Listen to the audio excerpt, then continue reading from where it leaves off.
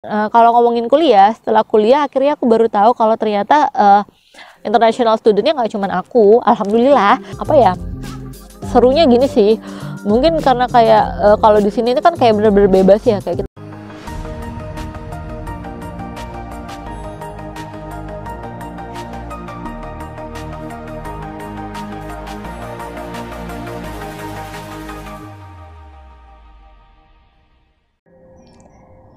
Nah, jadi kalau untuk mata kuliahnya sendiri ya, nah ini juga hal yang beda-beda sih, karena kan aku punya beberapa teman yang kebetulan barengan aku ya, tapi beda kampus, beda kota. Jadi kayak aku tanya di kampus-kampus mereka dan compare ke kampus aku, menurut aku KIL ini agak berbeda. Berbedanya apa? Jadi kayak kalau aku tuh mata kuliahnya itu jadi kayak satu matkul A jebret 4 kali pertemuan misalnya, tak gitu, terus baru berikutnya matkul B tak gitu kan, matkul C, jadi kayak satu fokus per matkul kayak gitu. Nah kalau temenku di kampus-kampus lainnya rata-rata misalnya gini, satu semester mereka ada 4 matkul, jadi kayak langsung aja 4 matkul kayak biasa, tapi minggu ini matkul A, matkul B, matkul C, minggu depan A, B, C kayak gitu, ngerti kan ya?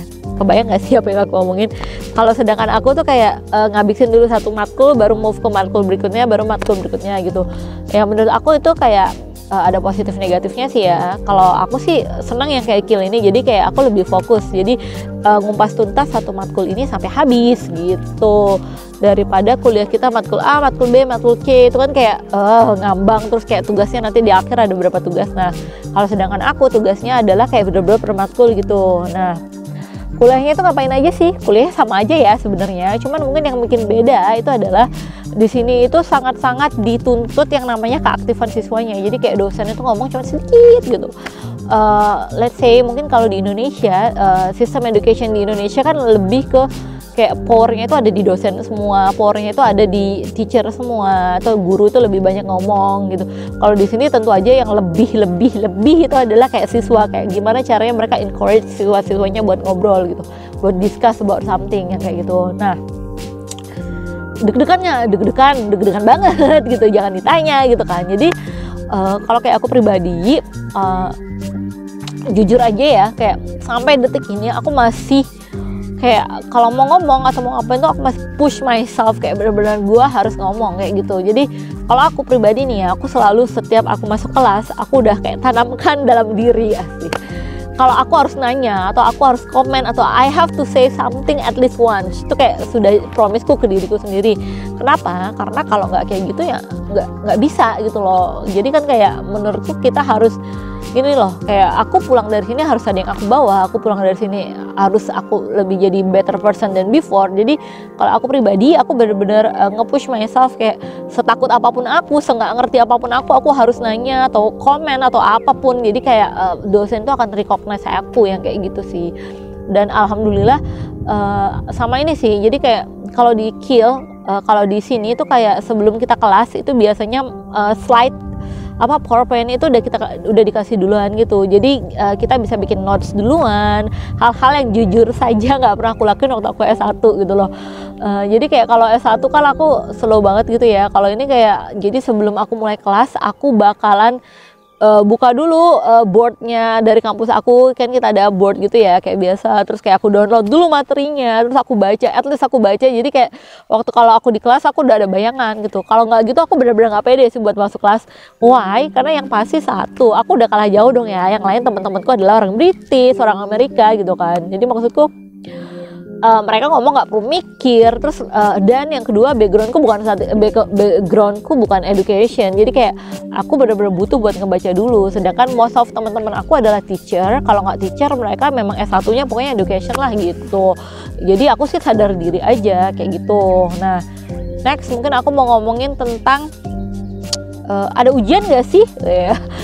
Terus ujiannya kayak gimana, terus atau tugasnya kayak mana. Nah jadi kebetulan aku itu kalau di master programku ini aku tidak ada ujiannya. Jadi kayak yang aku ada adalah cuman tugas-tugas paper. Nah wah enak dong bikin paper doang. Makasih buat yang bilang enak. Coba dirasain dulu loh.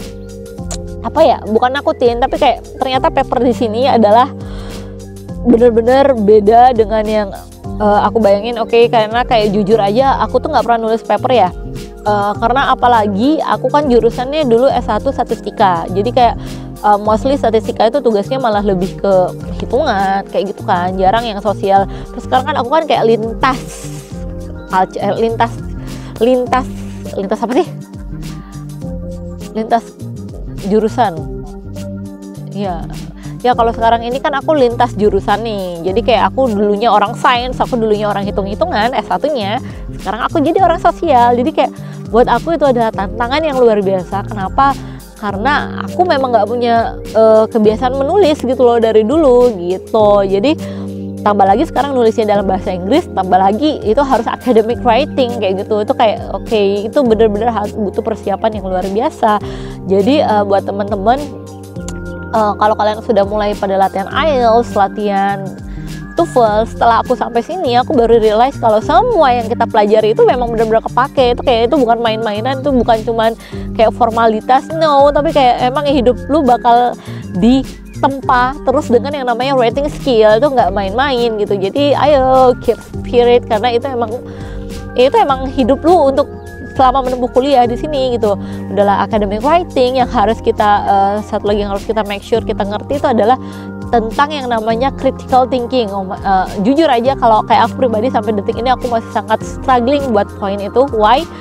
Karena bisa nulis academic writing dengan grammar, dengan style mereka yang mereka mau dengan baik dan benar, itu aku udah alhamdulillah gitu kan. Tambah lagi ini ada request untuk critical writing. Apa itu critical writing? Jadi kayak critical thinking kita yang benar-benar diminta. Jadi kayak it's not only about lu nulis something, tapi kayak kalian tuh harus punya ide, kayak kalian harus mengupas tuntas, kayak harus berargumen tapi harus based on teori. Jadi kayak gitulah, pasti kalian lebih paham gitu. Jadi nggak ada ujian bener, tapi jangan macam-macam dengan tugas yang per mata kuliah ini gitu. Jadi kayak mostly per mata kuliah aku punya tugas 5.000 word, atau kalau di halaman itu sekitar biasanya 13 halaman. Dan jujur aja itu juga salah satu hal yang cukup berat bagi orang yang tidak atau jarang banget nulis kayak aku. Jadi writing skill kita benar-benar harus diasah yang kayak gitu. Jadi kayak itu salah satu challenge yang menurut aku sangat besar kayak gitu. Sama kayak ngebaca jurnal yang kayak gitu kan, gimana ya, bacaan jurnal itu kan bukan kayak baca novel, bukan kayak baca berita. Kayak ya menulis jurnal, menulis paper itu kan juga bukan, beda gitu loh ya. Kalian mengerti lah yang aku maksud dengan kata-kata writing akademik itu kayak gimana gitu. Itu yang harus bener-bener kita harus pelajari gitu. Nah terus apa lagi ya, gimana sih sistem penilaiannya? Nah sistem penilaiannya kalau di Inggris ini sistem penilaiannya adalah biasanya kan si writing, jadi kayak per mata kuliah aku punya kayak final test gitu, bukan final test tapi final assignment aku yaitu ya yang biasanya 5.000 words itu. Nah 5.000 words itu mereka yang akan nilai adalah dosennya sendiri biasanya, tapi kebanyakan itu adalah nama kita nggak boleh kita cantumin. Jadi kayak somehow yang dicantumin cuma nama ID, student ID kita doang yang kayak gitu. Jadi dosen itu nanti nilai dan dosen itu selalu ngasih feedback. Itu juga sih yang aku suka ya. Kayak jadi at least kayak tugas pertama, tugas kedua itu kita bisa compare. Tugas pertama itu feedbacknya kayak gimana gitu. Dan ya yang mereka nilai itu benar-benar adalah writing skillnya kayak gitu. I mean creative thinkingnya itu yang kayak tadi aku bilang itu gitu. Terus di sini di Inggris ini sangat-sangat fokus sama isu yang namanya plagiarisme ya. Jadi jangan pernah coba-coba untuk plagiat for sure. Jadi kayak kita harus benar-benar make sure kalau itu ide kita, atau kita kalau kita ngambil kita harus bikin kutipannya caranya kayak gimana, karena itu mereka tuh punya sistem yang canggih gitu. Jadi jangan macem-macem. Jadi jangan sampai kita nekat gitu loh, karena kan kita kuliah cuma setahun ya, jangan sampai kan. Dan mereka di sini pasti akan sangat benci dan tidak terima dengan itu. Jadi kayak kalau lu plagiat itu kayak bisa-bisa kita langsung di DO. Jadi itu harus make sure kalau seandainya ngambil data orang itu kayak gimana, cara kutipannya kayak gimana, yang kayak gitu. Nah kalau untuk penilaiannya itu pas atau lulusnya itu batas lulusnya adalah 50. Kecil dong, enggak ya saudara-saudara. Jadi memang sistem mereka itu kayak gitu loh. Aduh aku lupa. Mungkin next aku akan jelasin lebih detail ya. Intinya passing itu adalah 50. Terus jadi kayaknya 50 sampai 60 itu judulnya pass, terus 60 sampai 70 itu good, terus 70 ya gitulah ya, pokoknya ada range yang kayak gitu. Aku takut salah ngomong. Dan jujur aja untuk nyari 50 itu aja sudah susah sekali ya kalau untuk aku pribadi gitu. Dan sebenarnya nggak, aku aku compare ke beberapa teman di kelas aku gitu loh, mereka pun sama gitu loh, even yang nilai yang Britishnya juga not that high gitu. Jadi if only kalian nilai pertama kalian itu dapat berapa, jangan langsung stres di awal kayak gitu. Kalian bisa apa ya, pokoknya tetap semangat, jangan stres, jangan down kayak gitu, karena memang begitulah gitu. Itu adalah salah satu yang harus kita pelajari dan harus kita bisa gitu. Kayak jujur aja, kayak aku pertama kali dapat nilai itu kayak aku stres, terus terus aku kepo ke teman-teman aku, terus kayak aku baru tahu oke, fine, even mereka yang anak asli sini pun nilainya juga nggak setinggi itu. Jadi memang kampus itu mintanya tinggi gitu loh, jadi standarnya tinggi. Jadi ya itu depend on kitanya aja, kita bisanya kayak gimana gitu. Nah, terus aku mau ngomongin apa ya?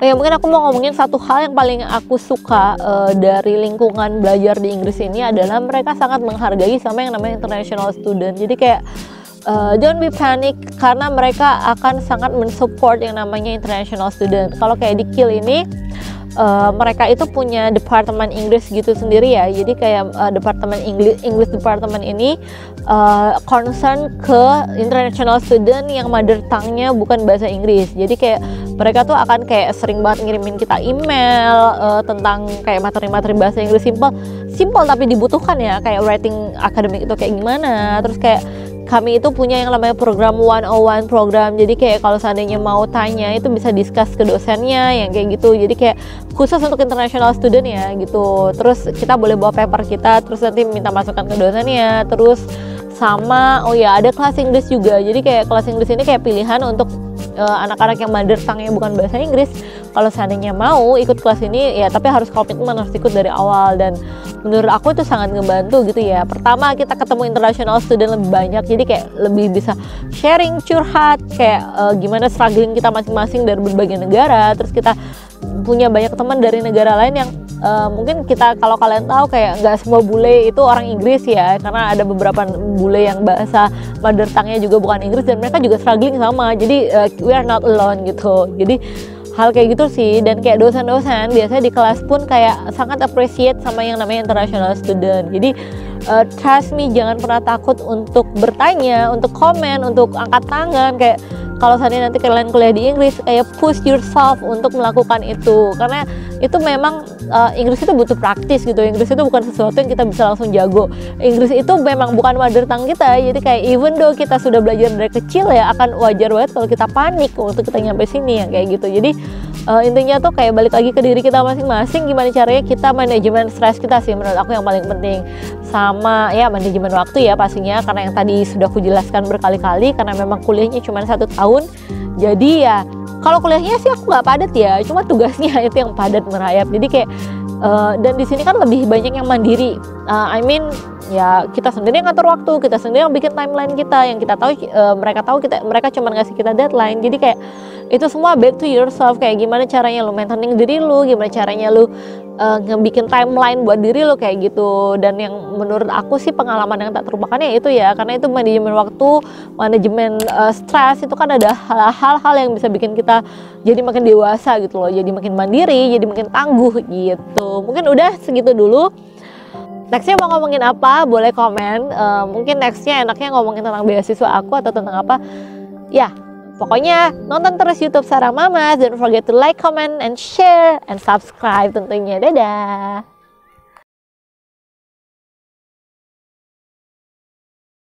Aku lagi di belakang KIL. Ulang deh, nggak seru. Nggak mau. Aku ngambil Master Education MK. Boleh dipotong kan? Apa ya? Duh, yang ada bingung. Jelek ya? Ayo ngantuk-ngantuk aja. Jarang banget nulis kayak aku. Mbak Sari nelpon. Iya, tapi dia mengganggu adek. Ngapain terganggu, kan lagi silent. Iya, tapi bergetar-getar adek jadi nggak happy.